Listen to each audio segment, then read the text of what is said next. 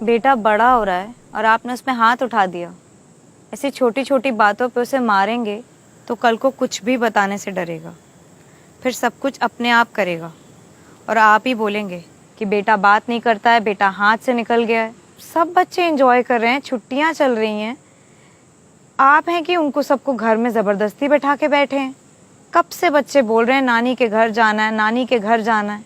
छुट्टियों में एंजॉय नहीं करेंगे तो कब करेंगे?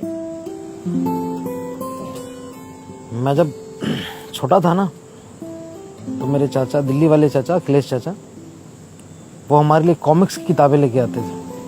मैं बहुत चाव से पढ़ता था। उसमें एक किरदार था, फैंटम। वो मेरा फेवरेट हुआ करता था और मुझे लगता था कि दुनिया में कोई भी फैंटम को नहीं हरा सकता। अगर कोई उसे हरा सकता है तो सिर्फ मेरे पापा। मैं छोटा सा था, दिन भर पापा के पीछे पापा पापा पापा पापा करके दौड़ता रहता था। फिर जैसे जैसे बड़ा होता गया ना, पापा में मुझे कमियां दिखने लग गई।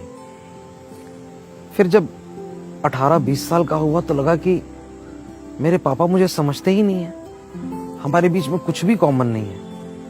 पता नहीं मम्मी कैसे इनके साथ इतने सालों से रह रही हैं। हर बात पे, नहाने के लिए, खाने के लिए, पढ़ने के लिए, हर बात पे मुझे डांटते रहते हैं, मारते रहते हैं। और उस समय मुझे लगता था कि मेरे पापा दुनिया के सबसे गंदे पापा हैं।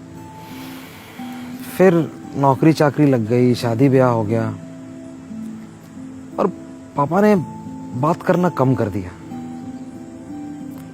और तब मुझे पता चला कि पापा का गुस्सा करना ही उनके प्यार दिखाने का तरीका था। आज मैं जीवन में जो कुछ भी हूं वो इसी वजह से हूं कि मेरे पापा मुझे डांटते थे, मुझे मारते थे। अगर वो मुझे नहीं डांटते, नहीं मारते तो मैं जीवन में इतना आगे नहीं बढ़ पाता। फिर अपने बच्चे हो गए।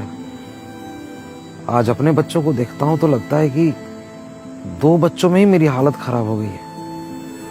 और पिताजी ने हम 4 भाई बहनों को कितने अच्छे से पाला था। आधी जिंदगी निकल गई ये समझने में कि मेरे पापा दुनिया के बेस्ट पापा थे। और ये बात मैं पापा को कभी नहीं बता पाया। आज पापा इस दुनिया में नहीं है, लेकिन हमेशा मेरी यही इच्छा होती है कि एक बार पापा सामने आ जाए और मैं उनको बता पाऊं कि पापा आप दुनिया के बेस्ट पापा हो। धनुष की प्रत्यंचा समझती हो? धनुष में जो रस्सी लगी होती है, वो जितनी कसी हुई हो, जितनी टाइट हो, तीर उतने दूर तक जाता है, उतना सटीक निशाने पर लगता है, बिल्कुल अपनी दिशा से नहीं भटकता है। पिता जो है ना, वो उस धनुष की प्रत्यंचा की तरह होता है और संतान उस तीर की तरह। पिता जितना ही सख्त, जितना अनुशासित, जितना ही टाइट होगा ना, संतान उतनी ही तरक्की करेगी। तुम लोग कल सुबह 6 बजे वाली ट्रेन से इनके ननिहाल निकल जाना। दोपहर में गर्मी बढ़ जाती है।